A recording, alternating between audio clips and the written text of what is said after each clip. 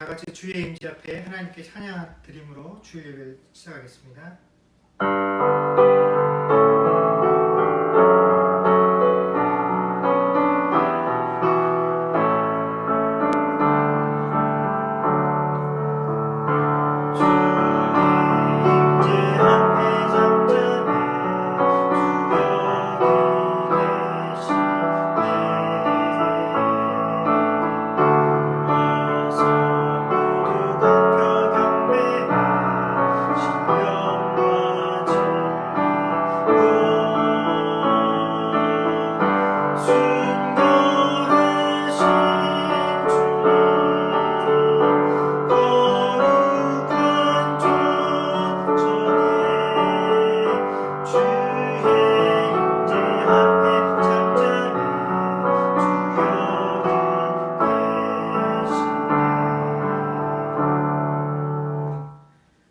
사도신경으로 신앙 고백하시겠습니다.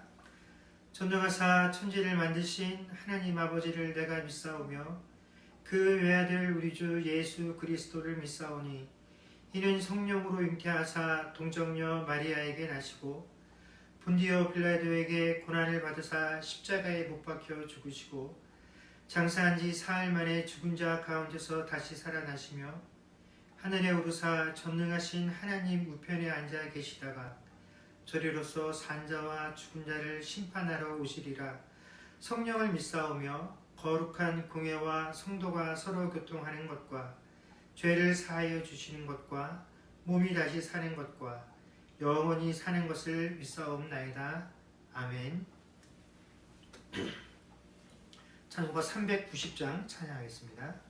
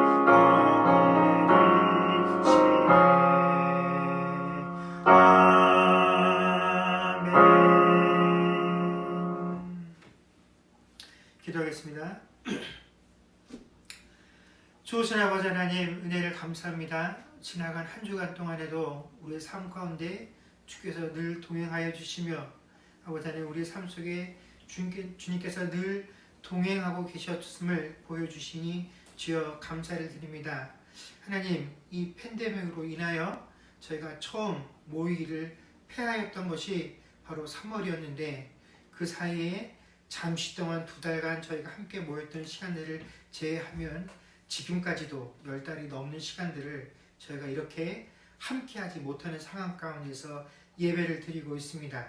하나님, 그 1년의 시간 동안 과학의 힘을 빌어서 백신이 개발되어지고 치료제가 개발되어져서 상황이 조금씩 호전되어 가고 있는 것은 사실이지만 아직까지도 여전히 이 팬데믹의 공포로부터 저희가 온전히 자유롭지 못하며 저희들의 일상 또한 여전히 1년 전과 비교해서 나아진 것이 없다라고 말할 수밖에 없습니다.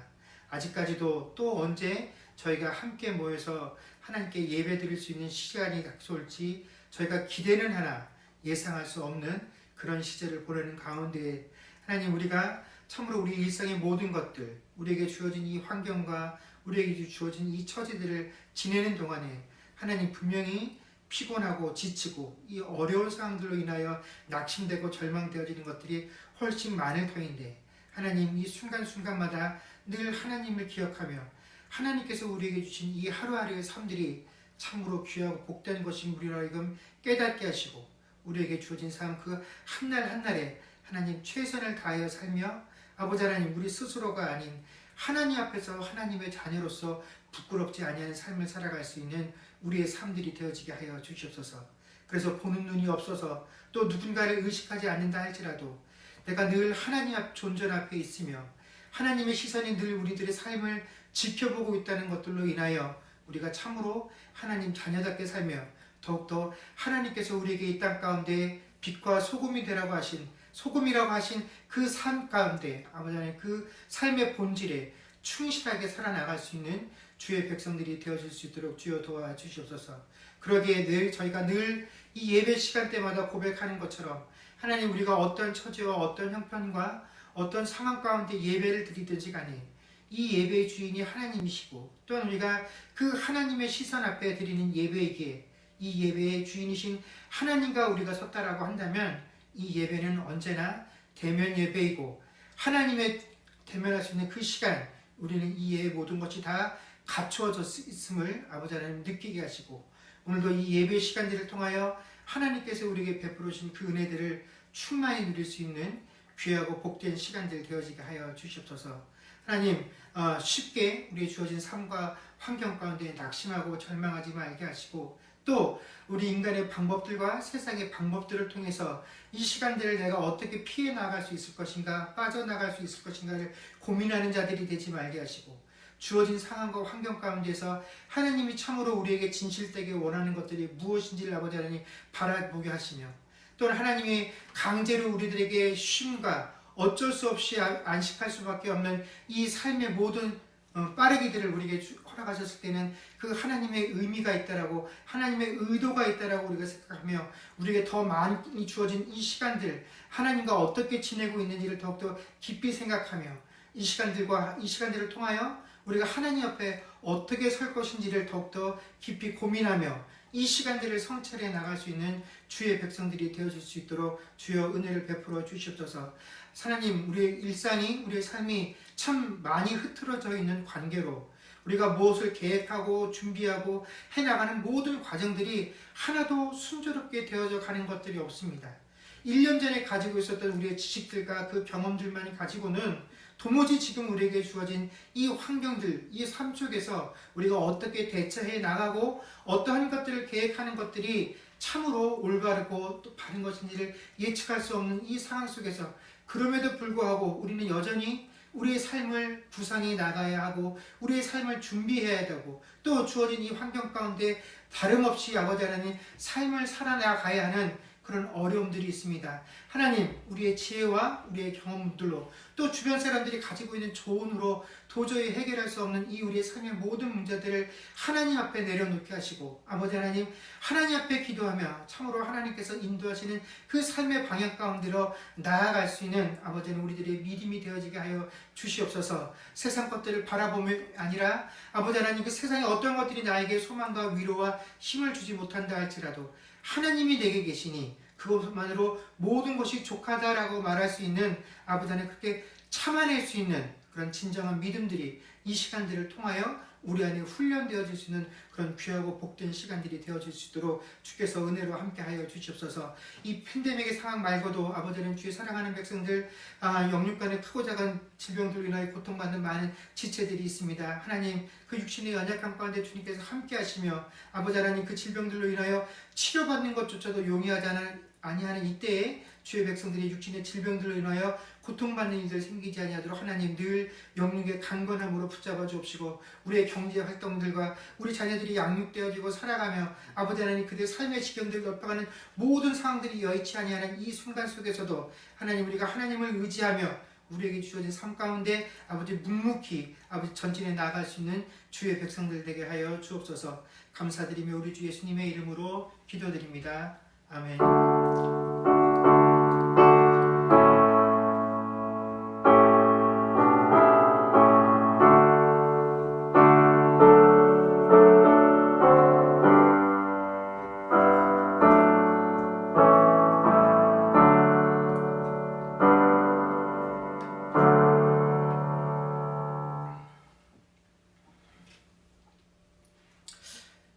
교회 소식 전하겠습니다.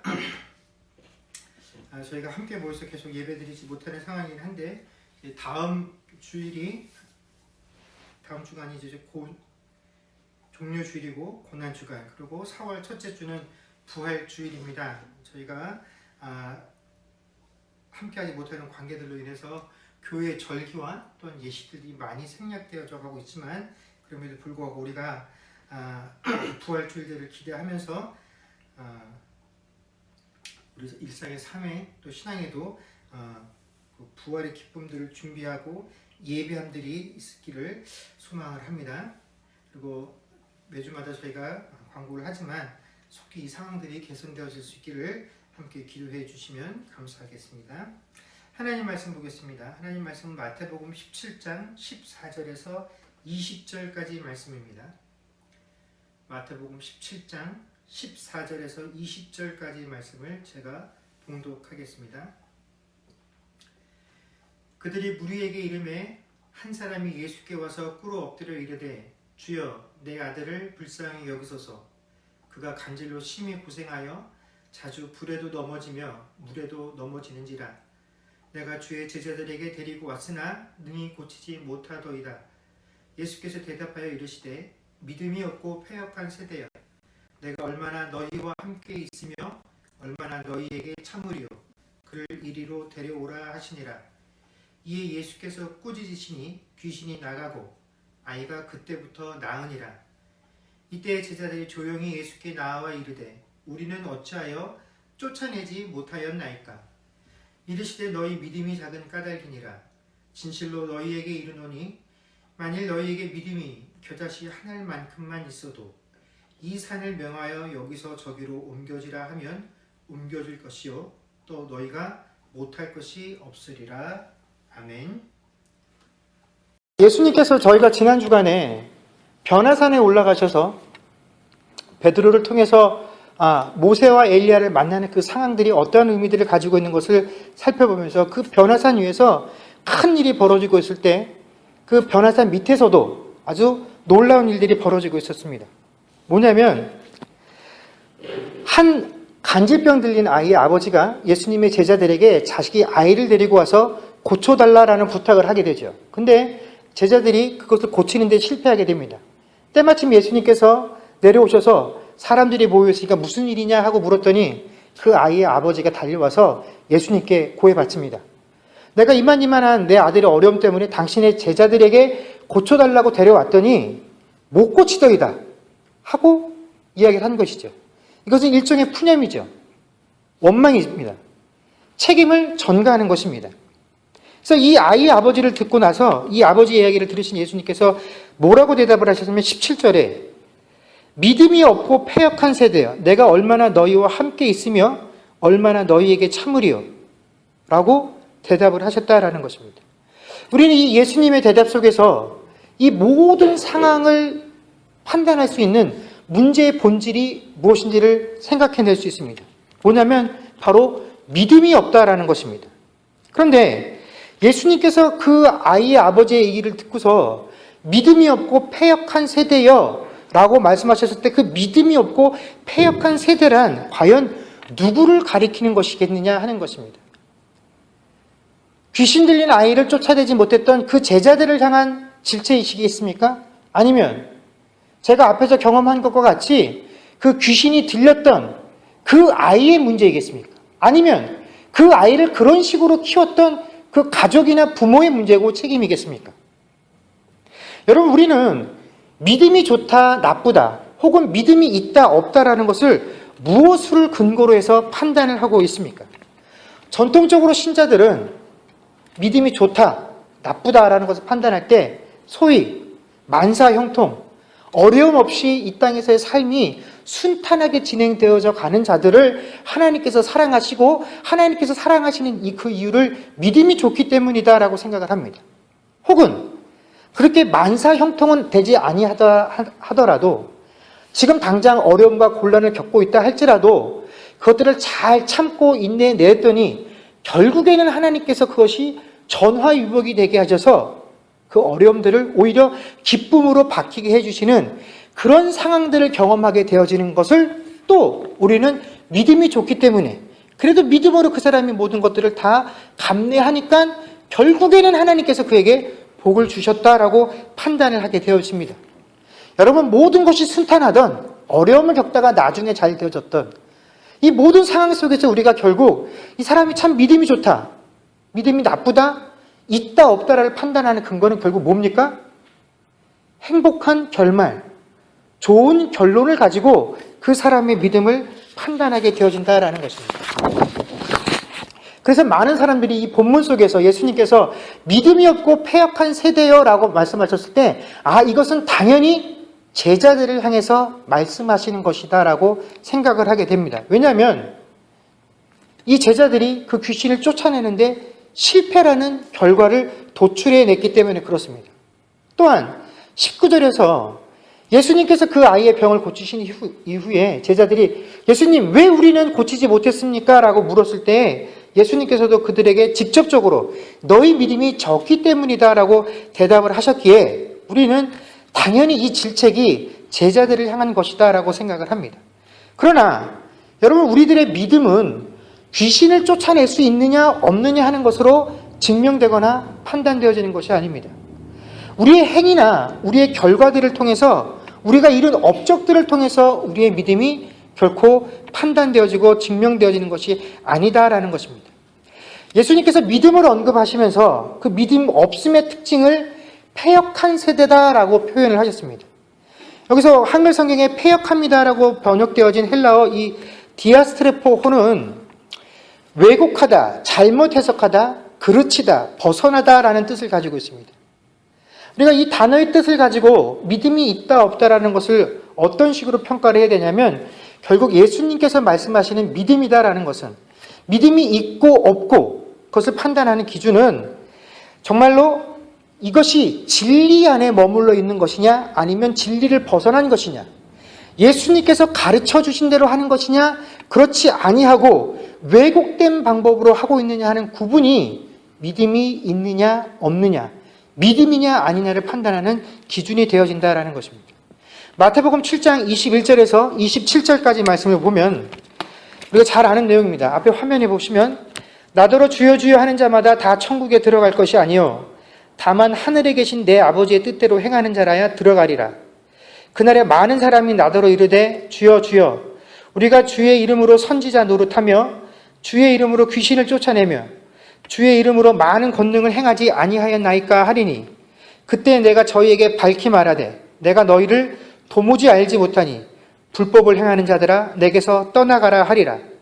그러므로 누구든지 나의 이 말을 듣고 행하는 자는 그 집을 반석 위에 지은 지혜로운 사람 같으리니 비가 내리고 창수가 나고 바람이 불어 그 집에 부딪히되 무너지지 아니하나니 이는 주추를 반석 위에 놓은 까닭이요 나의 이 말을 듣고 행하지 아니하는 자는 그 집을 모래 위에 지은 어리석은 사람 같으리니 비가 내리고 창수가 나고 바람이 불어 그 집에 부딪힘에 무너져 그 무너짐이 심하니라 라고 말씀하셨습니다. 여러분, 이 비유를 우리가 살펴보게 되면 많은 사람들이 마지막 심판 때에 주님 앞에 나와서 주님, 내가 그 땅에 사는 동안에 이렇게 많은 것들을 이루어냈습니다 라고 하고 자기가 이룬 업적들을 증거하는 그런 모습들을 보여주고 있습니다. 그런데 예수님께서 그들의 이야기를 다 들으신 이후에 어떤 자들을 향해서 불법을 저지르는 자들아 라고 판단을 하셨습니다. 자, 예수님께서 이 비유 속에서 불법을 저지른 자들아 라고 일컬었던 그런 사람들이 어떤 사람들입니까? 예수를 핍박하고 예수를 거역하고 예수님의 가르침을 거역했던 사람들입니까? 전혀 그렇지 않고 그들은 세상에 사는 동안에 놀라운 일들을 했었던 사람들입니다. 귀신을 쫓고 많은 권능을 행하던 사람들이었습니다. 더군다나 이 모든 것들을 할 때에 자신의 명리를 쫓아서 행한 것이 아니라 주를 위해서 이 일들을 했다라고 아주 자신감을 가지고 고백하는 그런 사람들이었다라는 것입니다. 그런데 그런 사람들의 고백을 다 들으신 이후에 그들을 향해서 예수님께서 뭐라고 말씀하셨냐면 불법을 행하는 자들아 라고 말씀하셨다라는 것입니다. 그리고 그런 자들을 뭐라고 부르셨냐면 그런 사람들은 모래 위에 집을 지은 어리석은 자와 같다라고 말씀하셨다라는 것입니다. 그리고 그 모래 위에 집을 짓는 어리석은 자는 어떤 자냐면 예수님의 이 말을 듣고 행하지 않는 자다라고 비유를 하셨습니다. 그런데 우리가 예수님의 이 말을 듣고 행하지 않는 자를 모래 위에 집을 짓는 자와 같다라고 하셨는데 사실 이 사람들은 세상에 사는 동안에 많은 일들을 한 사람이었습니다. 그것도 보통 일을 한 것이 아니라 어지간한 사람은 감히 꿈도 꿀 수 없는 대단한 일을 세상에 사는 동안에 한 사람들이었죠. 그럼에도 불구하고 나의 이 말을 듣고 행하지 않는 자를 그런 자들이라고 비유하신 까닭이 무엇이겠느냐 하는 것입니다. 우리가 이 비유를 읽을 때 모래 위에 집을 지은 자를 아무것도 행하지 않은 자를 의미하는 것이 아닙니다. 이것은 집을 지은 자입니다. 그런데 그 집을 짓되 어떻게 해요? 주님께서 말씀하신 대로 짓지 아니한 자를 바로 모래 위에 집을 지은 자다, 어리석은 자다, 또 예수님의 이 말을 듣고 행하지 않은 자다라고 이야기를 하시는 것입니다. 주님께서 가르쳐 주신 대로가 아니라 뭡니까? 내가 지금까지 살면서 경험했던 종교의 오랜 습관들, 또 내가 옳다고 믿는 그 신념들을 따라서 살아가고 있는 우리의 삶의 태도들은 다 어떤 것과 마찬가지입니까? 모래 위에 집을 짓는 것과 마찬가지다라는 것입니다.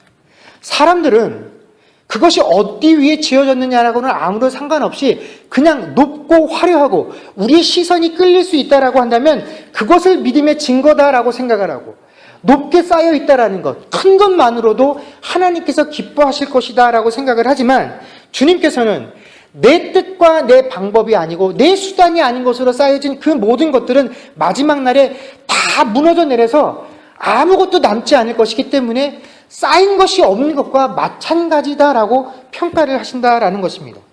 그래서 결과적으로 아무것도 없는 것과 마찬가지인 것이 바로 어리석은 이 모래 위에 집을 짓는 자들의 모습이다라는 것입니다. 여러분, 신자는요, 어떤 목표를 정해놓고 어떤 결과들을 요구하면서 그것들을 향해서 힘차게 뛰어갈 때 조심해야 됩니다.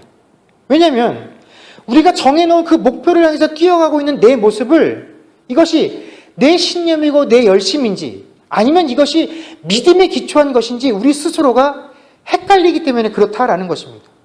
우리는 이것들을 잘 구분하지 못하고 그냥 내 열심을 믿음인 양 생각하고 그 결과와 목표를 향해서 뛰어갈 때가 많이 있다라는 것입니다.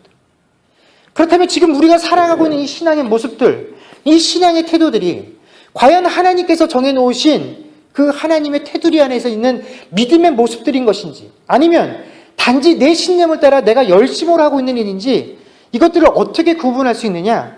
그것은 우리가 걸어가고 있는 동안에는 사실 알 방법이 없습니다. 우리가 그것은 단지 이루어 놓은 결과, 그 결과를 대하는 태도 속에서 알 수 있다는 것입니다.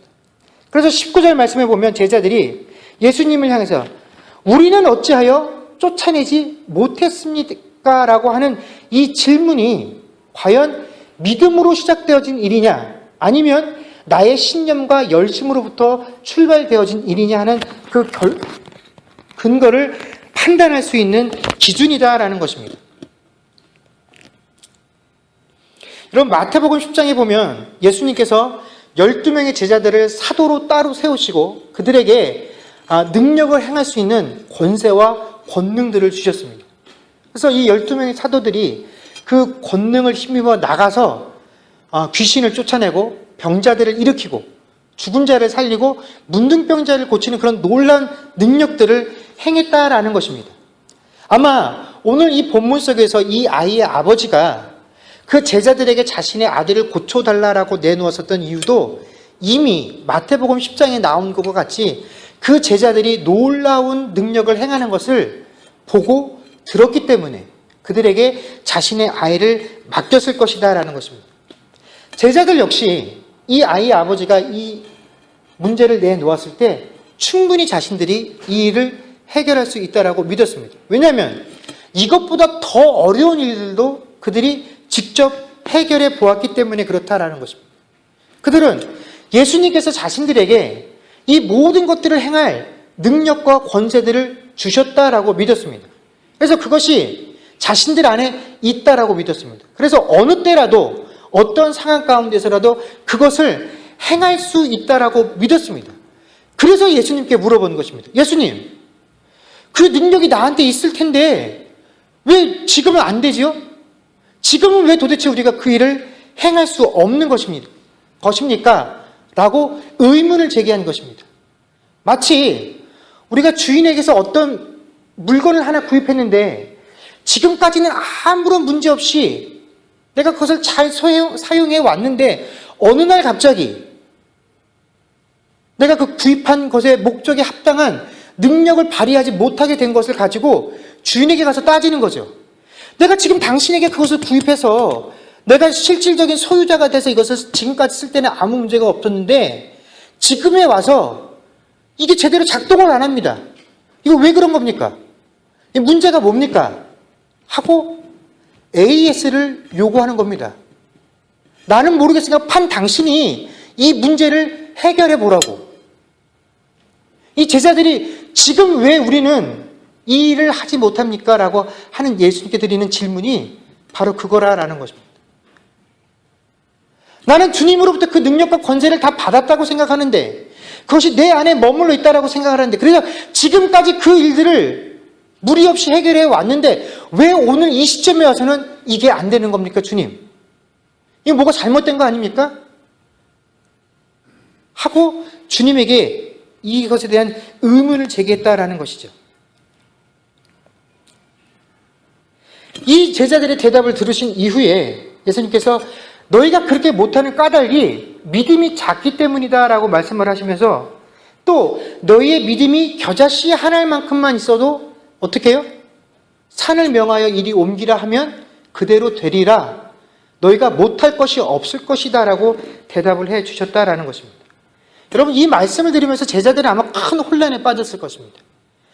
지금 이 말씀을 대하는 저희들도 마찬가지입니다. 주님께서는 지금 그렇게 안 되는 이유가 너희 믿음이 작기 때문이야 라고 말씀을 하시면서 또 한편으로는 너희 믿음이 겨자씨 하나만 있어도 라고 말씀해 주셨다라는 겁니다. 여러분, 겨자씨라는 것은 우리의 육안으로 구분하기 힘들 것만큼 육안으로는 구분하기가 힘들 만큼 작은 것을 일컫는 말입니다. 정말 작아서 손으로 이렇게 잡기가 힘든 것이 겨자씨입니다. 근데 이 겨자씨만한 믿음만 있어도 될 것이다 라고 말씀하시면서 또 너희 믿음이 작기 때문이다 라고 말씀하시니 도대체 어떻게 해야, 얼마만큼 해야 주님께서 원하시는 그 믿음을 충족시키는 것인지 아마 굉장히 혼란스러웠을 것이다 라는 것입니다. 자, 그렇다면 여러분 한번 우리의 믿음의 크기를 한번 생각들 해보십시오. 여러분 이 중에 산을 옮겨보신 적 있으신 분 한번 손들어 보십시오. 난 예수 믿고 난 이후에 큰 산은 아니어도 작은 동산쯤은 한번 옮겨봤습니다. 없으시죠? 저도 없습니다. 그럼 우리 믿음 크기는 얼마나 한 겁니까? 겨자씨만도 못한 믿음입니다. 여러분, 우리 믿음이 다 그런데 여기 모여서 누구 믿음이 크니 작니, 믿음이 있니 없니 이걸 논하는 게 도대체 무슨 의미가 있겠습니까? 그렇지 않습니까? 우리 중에 누구도 누구를 향해서 믿음이 왜 그 모양이야? 라고 말할 수 없다라는 것입니다. 네 믿음이 그래서 그런 거야 라고 판단할 수 없다라는 것입니다. 그렇다면 과연 예수님께서 말씀하신 믿음이 작다라는 것, 근데 너희 믿음이 겨자씨만만 있음에도 산을 옮길 수 있어, 도대체 이 의미가 무엇이겠느냐 하는 것입니다. 누가복음 10장 17절에서 20절을 보면 70인이 기뻐 돌아와 이르되 주여 주의 이름이면 귀신들도 우리에게 항복하더이다. 예수께서 이르시되 사단이 하늘로부터 번개같이 떨어지는 것을 내가 보았노라. 내가 너희에게 뱀과 전갈을 밟으며 원수의 모든 능력을 제어할 권능을 주었으니 너희를 해칠 자가 결코 없으리라. 그러나 귀신들이 너희에게 항복하는 것으로 기뻐하지 말고 너희 이름이 하늘에 기록된 것으로 기뻐하라 하시니라. 아멘. 아까 말씀드렸던 그 마태복음 10장의 내용과 같은 것을 기록하고 있는 누가복음 10장의 내용에 보면 거기는 12명의 사도가 아니라 70명의 제자들에게 똑같은 권세와 권능을 주어서 똑같은 일을 감당하게 하셨다라는 것입니다. 제자들이 이 일을 마치고 돌아와 예수님께 자신들이 행한 일, 그 일을 행하면서 자신들이 느꼈던 그 큰 감동들을 예수님께 보고를 하고 있죠. 이 말씀 19절에도 보면 예수님께서 분명하게 그 제자들을 향해서 뭐라고 말씀하시냐면 내가 너희에게 뱀과 전갈을 밟으며 원수의 모든 능력을 제어할 권능을 주었으니 너희를 해칠 자가 결코 없으리라 라고 말씀하셨습니다. 여기서도 주님은 제자들을 향해서 뭐라고 말씀하시냐면 내가 너희에게 무엇을 주었다고요? 권능을 주었다라고 말씀을 하십니다. 그런데 그 권능을 받고 나가서 일을 하고 돌아온 제자들이 보고하는 그 보고의 내용은 우리가 생각하는 그 권능이라는 것과 개념이 좀 다릅니다.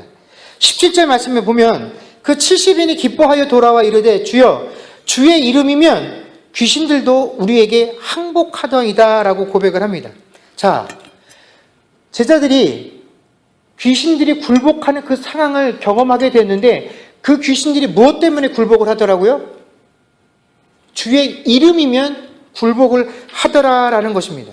그래서 이 상황을 보면서 제자들이 기뻐하고 즐거워했다라는 것입니다. 자, 여기서 말하는 제자들이 주의 이름이면 이 모든 원수들이 우리에게 항복하더이다라고 하는 이 주의 이름이 가지고 있는 권세, 주님의 이름이 주는 이 권능은 우리가 생각하는 것처럼 그냥 예수의 이름으로 마귀야 나가라 하면 그 마귀가 나가는 그런 부적과 같은 주문과 같은 권세가 아니다라는 것입니다. 우리가 마귀를 향해서 주 예수의 이름으로 명하노니 마귀야 나가라라고 말하면 그 마귀는 그 주님의 이름 속에서 무엇을 발견하는 겁니까? 주님이 누구이신 줄을 안다라는 겁니다. 주님은 이 세상의 모든 창조주이시고 이 아무리 강력한 사단들도 그 이름 앞에 그분의 권세 앞에 아무런 힘도 발휘할 수 없는 존재라는 사실을 그들이 알기 때문에 그 이름의 말을 듣는다라는 것입니다. 이것은 예수의 이름만 되면 그냥 모든 게 다 잘 되고 문제가 해결되어진다라는 것이 아니라 예수 그리스도가 이 땅에 오신 그 예수 그리스도가 어떠한 분이신지를 마귀가 그 이름 앞에 굴복하는 것을 통해서 우리에게 보여주시는 것이고 제자들이 그 일을 통해서 우리가 비로소 예수님 당신이 어떤 분이신지를 알았다라는 것을 고백하는 겁니다. 당신이 우리에게 오셔서 그렇게 누누이 가르치셨던 당신의 신분이 내가 나가서 당신의 이름으로 마귀를 대항했을 때 그 마귀가 당신 이름에 굴복하는 것을 보고 당신은 참으로 살아계신 하나님이시여 이 모든 천지 만물을 주관하시는 창조주 하나님이시다라는 사실을 알았습니다 라고 하는 것이 그 이름의 권세를 깨닫는 것입니다. 내가 부르고 있는 그 하나님이 어떠한 분이신지 그 하나님의 신분을 내가 비로소 알았습니다라고 하는 고백이 바로 그 이름이 가지고 있는 권세다라는 것입니다. 그래서 예수님께서 뭐라고 말씀하십니까? 원수들이 떨어지는 것을 보면서 기뻐하지 말고 네 이름이 하나님 책에 기록된 것으로 기뻐하라는 것은 뭡니까? 네가 나가서 얼마큼 많은 마귀들과 원수들을 대적해서 쓰러뜨렸는지 그 전과가 기록되어졌다라는 것이 아니라 그것으로 인해서 기뻐하라는 것이 아니라 네 이름이 기록되어진 것으로 기뻐하라는 것입니다. 우리 이름이 기록되어졌다는 의미는 뭡니까? 사망의 책에 기록되어졌던 우리의 이름이 이제 생명책으로 옮겨서 기록되어졌다는 그 사실로 인하여 기뻐하라는 것입니다.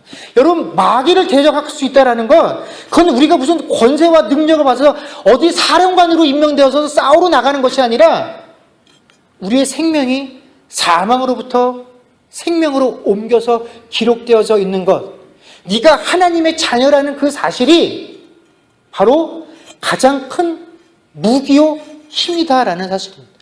그런데 이 일을 누가 하신 것입니까? 전적으로 하나님의 은혜와 하나님의 사랑으로 이루어진 일이다라는 것입니다. 바로 이 모든 것들을 밝혀주시는 것이 누가복음 10장 17절에서 20절의 말씀이다라는 것이죠. 예수님께서는 제자들이 자신들을 행한 일이 아닌 하나님의 자녀가 된 자들이 누릴 수 있는 그 권세들을 알고 그것으로 인하여 기뻐하는 자가 되기를 원하셨다라는 것입니다. 여러분, 이것이 신자가 누릴 수 있는 권세의 실제의 모습입니다. 우리는 모두가 동일하게 주님께 그 권세를 받은 자들입니다. 어떤 은사를 특별하게 부여받은 사람들만이 행할 수 있는 일이 아니라 우리 모두에게. 근데 이것이 어떤 부적이나 마술 지팡이처럼 사용되는 게 예수님의 이름이 아니라 내가 하나님의 자녀이기 때문에 그 사단이 우리를 해칠 수 없는 결과가 바로 그 일이다라는 것입니다. 바로 근데 우리가 이것을 이해하지 못하기 때문에 주님을 믿는다라고 말을 하면서도 결국에는 주님, 우리는 어찌해서 그것을 하지 못합니까? 주님, 어찌해서 나는 그 일들을 감당하지 못하는 것입니까? 라고 주님께 따지게 되어 있다라는 것입니다.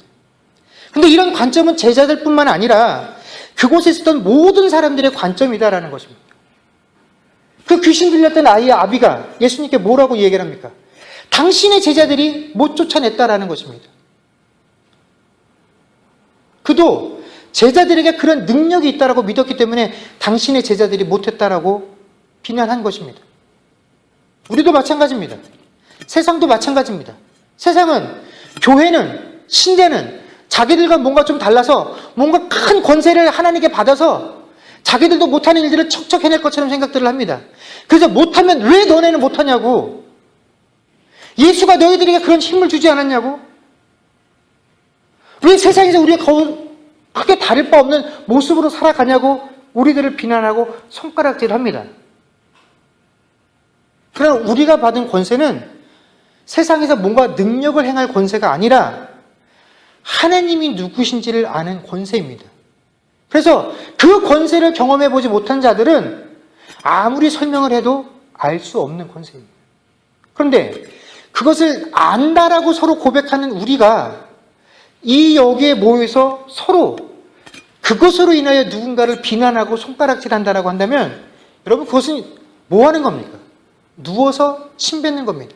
아니, 누워서 침을 뱉으면 그 침이 내게로 떨어지지만 너 왜 믿음이 그것밖에 라고 안 되라고 얘기하는 건 우리가 예수님 얼굴에다가 침 뱉는 겁니다. 너 왜 교회 다니는지 그렇게 된 시간이 이렇게 됐는데 왜 그 정도 믿음밖에 못 돼? 예수님을 비난하는 겁니다.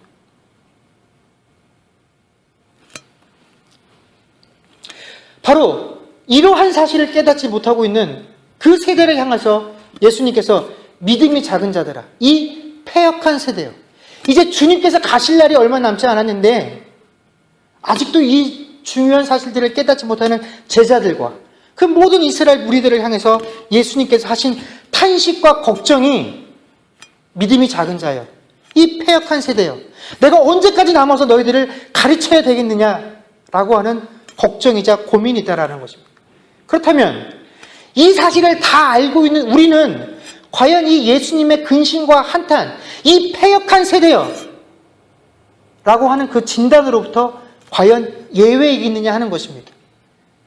나만큼은 예수님의 그 지적으로부터 벗어날 수 있는 사람이겠느냐 하는 것입니다. 여러분, 왜 우리는 주님께서 믿음의 크기를 논하실 때 그 겨자씨만한 작은 것을 우리에게 믿음을 비유하셨는지를 깊이 생각해 보아야 합니다. 예수님께서 왜 우리의 믿음을 이야기하실 때 그 작은 겨자씨의 비유를 하셨겠습니까? 우리의 믿음의 분량이 그렇게 작아서 더 힘내야 된다는 것, 그것들을 비꼬기 위해서 비유로 겨자씨를 언급하신 것이겠습니까? 아닙니다. 예수님께서 우리에게 겨자씨만한 믿음만 있으면 이라고 말씀하신 건 너희의 믿음의 크기가 실제로 그 정도면 족하기 때문에 우리에게 겨자씨를 비유로 들어 설명을 하셨다라는 것입니다. 왜 겨자씨 정도면 족하냐라고 하냐면, 여러분, 산을 옮기는 건 우리의 몫이 아니기 때문에 그렇습니다. 여러분, 산을 옮기는 건 누가 하시는 일입니까? 아버지께서 하실 일입니다. 심지어 그 산을 옮기실 것인지 안 옮기실 것인지를 정하는 것조차도 누구에게 속한 것입니까? 아버지께 속한 것입니다. 근데 우리는 이 모든 것을 하나님께서 정하셔서 하실 것이다 라는 사실, 그리고 산을 옮기시든지 안 옮기시든지 이것을 통해서도 내가 아닌 하나님께서 가장 큰 영광을 받으실 것이다 라는 것을 믿는 것, 그것은 무엇이면 족합니까? 겨자씨만 하면 족하다라는 것입니다. 만약에 주님께서 야, 너희들에게 산을 옮길 만한 믿음이 필요하다라고 했으면 여러분, 우리는 어찌 했겠습니까? 산을 옮길 만한 믿음을 겨자씨가 아닌 언급 안 해주시고 그냥 야, 산을 옮길 만한 믿음이 있어야 돼 라고 말을 해주시면 우리는 당연히 이 말씀에 두 가지 반응을 보였을 것입니다. 하나는 아예 포기해버리는 것이죠. 나는 죽었다 깨어나도 산을 옮길 만한 믿음을 가질 수 없어. 그러니 일찌감치 포기하겠습니다.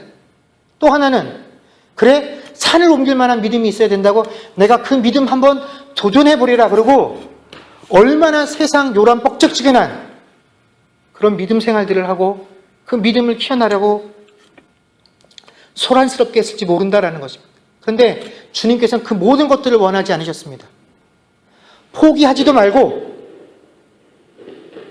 유난 떨지도 말고 내가 다 할 것이고 너희에게는 겨자씨만 한 것만 있으면 돼. 그 겨자씨는 뭐냐면 내가 모든 것을 다 할 것이다 라는 것을 믿기만 하면 돼. 너희 앞에 놓인 것이 산이더냐? 내가 그 산을 옮겨줄 것이다 라는 것을 믿기만 하면 돼. 그 어려운 산을 보고 포기하지 말고 나에게 나올 수 있는 믿음이면 돼.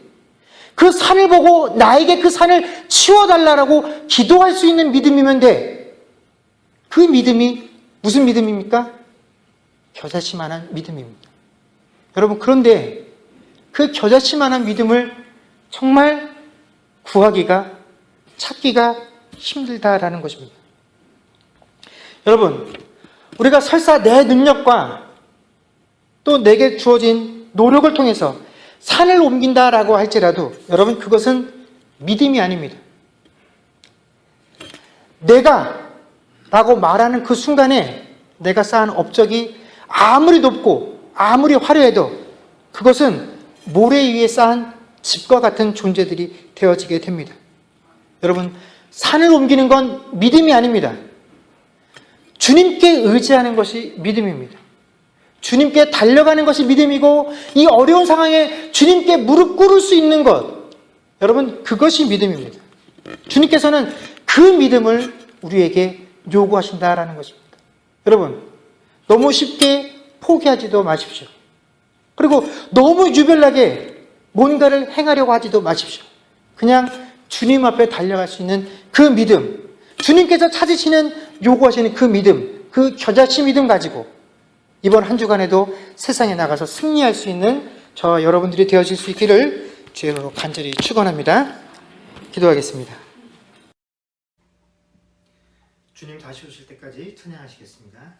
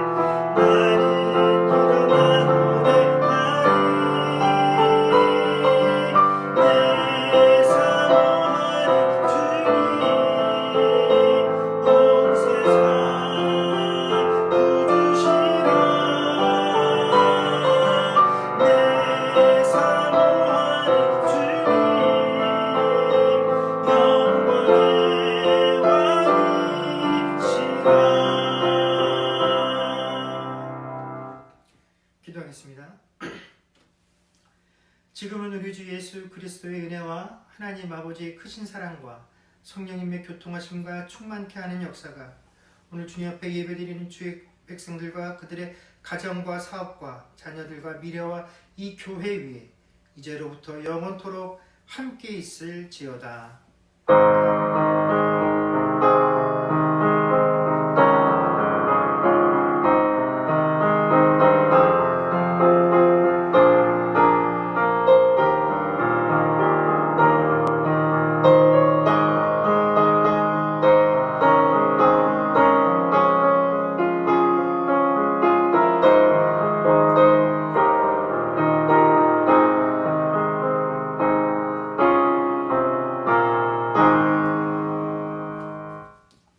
감사합니다. 예배를 마쳤습니다.